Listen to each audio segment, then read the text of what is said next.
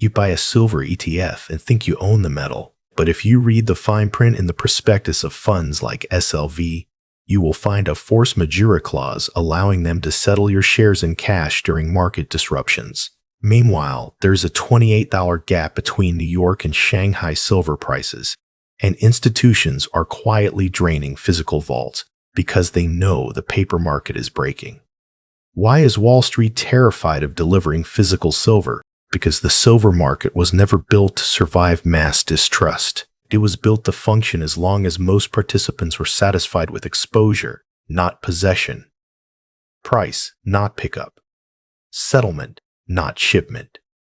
A screen, not a bar. That distinction is now under pressure.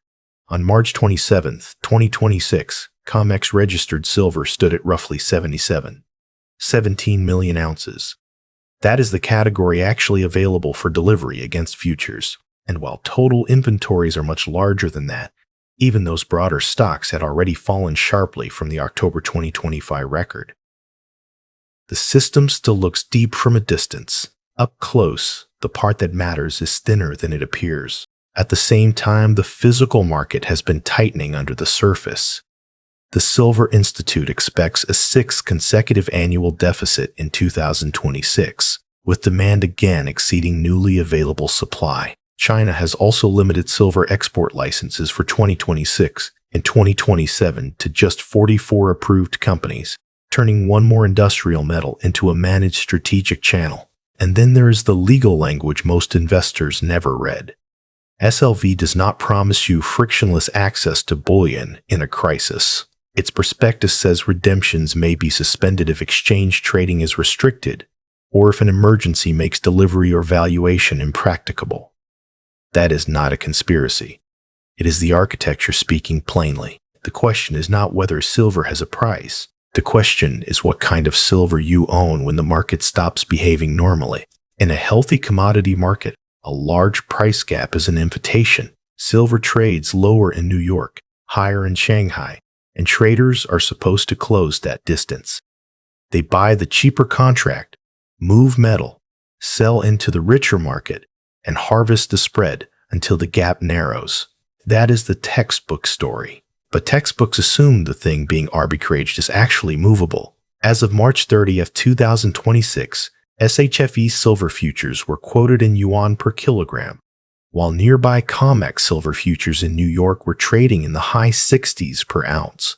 CME's own market commentary says silver had surged above $120 an ounce in late January, before becoming violently unstable. And outside analysts tracking the two venues have described a persistent divergence between USO futures pricing and the tighter physical market in China. That matters because people hear arbitrage and imagine a frictionless conveyor belt. In reality, the chain is full of gates. First, the contracts are not the same product. SHFE silver is quoted in yuan per kilogram and delivered inside a Chinese regulatory framework. COMEX silver is a U.S. futures contract with its own warehouse, bar, and delivery conventions. A spread between two exchanges is only easy money if the metal can cross the legal, logistical, and financing boundary between them without delay or political interference. Second, the premium can reflect a local shortage of usable metal rather than a global shortage of price exposure. A trader can be long silver on paper in New York and still be unable to satisfy immediate demand in Asia if the required bars are in the wrong place, tied up in the wrong custody chain, or blocked by licensing taxes, shipment constraints, or exchange rules. That is why a visible spread can persist longer than theory says it should. Reuters and other market observers have described exactly this kind of metals dislocation. Price signals say, move metal. But the physical system says, not so fast. This is where the illusion breaks. A price printed on a screen is global. Delivery is local, legal, and painfully specific. And once market participants begin to suspect that the cheaper venue is rich in contracts, but poor in immediately mobilizable bullion, the spread stops looking like free money and starts looking like a warning. Not because silver has become mysterious, but because the market is revealing something it normally hides very well. There is a difference between silver that exists somewhere and silver that can be delivered where it is needed, when it is needed, to the people who suddenly care. Now we get to the number that keeps attracting attention. The paper-to-physical ratio. This is where silver commentary often becomes sloppy. People throw out a single dramatic figure and pretend it proves immediate fraud. That is not how this market works. Futures markets are not designed so that every outstanding contract ends in a truck backing up to a vault. Most contracts are offset, rolled, or settled financially before delivery month ends. So if you want to understand the danger properly, you have to be more precise than the slogans. There are two inventory categories that matter on COMEX. Eligible silver meets exchange standards and sits in approved vaults. But it is not automatically committed to delivery. It belongs to someone. It may stay there, move out, or be reclassified. Registered silver is the category that is actually available to satisfy delivery notices. That is the smaller pool, and it is the one worth watching when trust begins to thin. CME's daily silver stocks report for March 27, 2026 showed roughly 17 million ounces registered. CME Group ComStat. Now place that beside open interest. A standard COM silver futures contract represents 5,000 troy ounces. Weekly COM silver futures open interest was reported at 113,664 contracts for the period ending March 24, 2026. That implies claims on roughly 8 million ounces of silver across open contracts.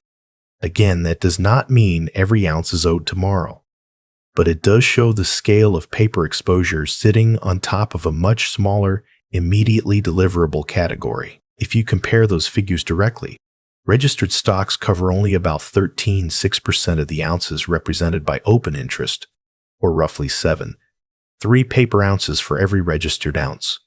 YortsCharts.com. That is the real point. The system works as long as most participants behave like traders. It strains when they begin behaving like claimants. Think about the difference at street level. In a calm market, silver means a position in an account, a spread on a screen, a line in a monthly statement. In a stress market, silver means serial numbered bars, specific custody, release instructions, and a vault willing and able to part with metal. Those are not the same thing. One is an exposure. The other is an object. That is why inventory drawdowns matter so much psychologically.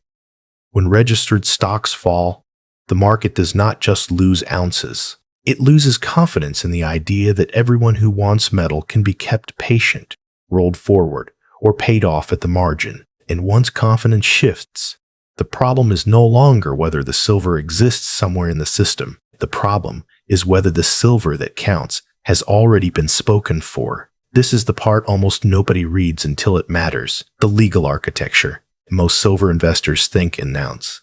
Silver, shares, metal, ownership. But the system is written in verbs: create, redeem, suspend, evaluate, deliver, postpone. That is where the risk lives. SLV is designed to track the price of silver, not to function as a retail bullion window. Ordinary shareholders do not line up and exchange a handful of shares for bars. The trust structure is built around large creation and redemption baskets handled by authorized participants, and the prospectus states that redemptions may be suspended when exchange trading is restricted or when an emergency makes the delivery, disposal, or evaluation of silver not reasonably practicable. That language is not hidden. It is simply ignored during normal times. Read that again from the perspective of stress. In a quiet market, investors believe they own a liquid proxy for metal. In a disrupted market, the document quietly changes the question. Not do you want silver, but is the system still willing and able to process silver claims in the ordinary way? Those are very different things, and that is why the phrase force majeure matters, even when it is not used in the dramatic way social media uses it. The practical issue is not whether a fund is secretly planning to rob holders. The issue is whether the legal structure preserves optionality for the vehicle, its custodians, and its market makers precisely when the end investor assumes certainty. If valuation becomes impracticable, if transfer conditions freeze, if delivery chains break, your exposure can remain financially real while becoming physically irrelevant. This is also why the migration into structures marketed as fully allocated has become such an important signal. Sprott's PSLV states that it invests in unencumbered and fully allocated London good delivery silver bars, and its current prospectus says the trust was created to invest and hold substantially all of its assets in physical silver bullion. That does not eliminate every risk. It does, however, change the custody logic from synthetic convenience toward named physical backing. So the real divide in silver is not ETF versus trust or Wall Street versus retail. It is this. Are you holding an instrument whose first job is to mirror a price? Or are you holding a structure whose first job is to own bars? In ordinary conditions, that difference feels technical. In abnormal conditions, it becomes the whole story. This is where a 16th century rule becomes unexpectedly modern. Gresham's law is usually reduced to a slogan. Bad money drives out good. But what it really describes is behavior under distrust. When two forms of value circulate side by side, people spend the weaker instrument and keep the stronger one. The better form disappears from ordinary circulation first. That is exactly how a strained silver market begins to look. The paper claim keeps moving because it is easy. It is liquid. It settles fast. It fits inside a brokerage account and behaves like modern finance expects assets to behave. The physical bar behaves differently. It gets locked away, moved into tighter custody, or committed directly to industrial use where nobody wants to part with it once. Supply conditions become uncertain. The Silver Institute's 2026 outlook points to another annual deficit. With industrial demand still a major structural driver, silver is no longer just a monetary anxiety asset. It is also a manufacturing input in electronics, solar, automotive systems, and other sectors that cannot simply wait for sentiment to cool. When users need metal to keep a production line alive, they stop thinking like speculators and start thinking like survival planners. Silverinstitute.org. That is why direct procurement matters. Companies do not have to announce a grand silver panic for the squeeze to intensify. All they need to do is quietly reduce dependence on exchange inventories by locking in refinery access, long-term supply agreements, or direct relationships with producers. The more strategic demand moves off exchange, the less visible the tightening becomes until it suddenly appears in premiums, delays, and legal caveats. That same report notes that silver demand from industrial fabrication remains a core component of the persistent supply deficit. Silverinstitute.org. I lie. So when investors shift from unallocated products toward fully allocated structures, they are not necessarily predicting apocalypse. They are obeying the oldest rule in stressed monetary history. When confidence weakens, the good form leaves first. And in silver, the good form is not the highest quote on a screen. It is the ounce that cannot be diluted by someone else's promise. So, what is the defense protocol? First, separate price exposure from metal ownership. They are not the same asset even when they track each other in calm conditions. If your silver position lives entirely inside a structure that you cannot redeem per specific bars, then you do not own silver in the survival sense. You own a claim designed to behave like silver until the system decides normal processing no longer applies. Second, inspect the custody chain. Is the metal allocated or unallocated? Are bars specifically identified? Who is the custodian? Who has redemption rights, you, or only an authorized intermediary? What happens under emergency conditions? The danger signal is not complexity by itself. It is complexity that leaves the end holder with price exposure and no operational control. Third, understand the hierarchy of failure. In a stress event, the first thing to vanish is not the headline price, it is certainty. Certainty about delivery, certainty about spreads, certainty about whether your instrument will behave the way the marketing language implied. And that is why Wall Street fears physical silver delivery. Not because silver is magical. Not because every paper instrument is a fraud, but because delivery forces the market to reveal what was always true. Some claims are superior to others.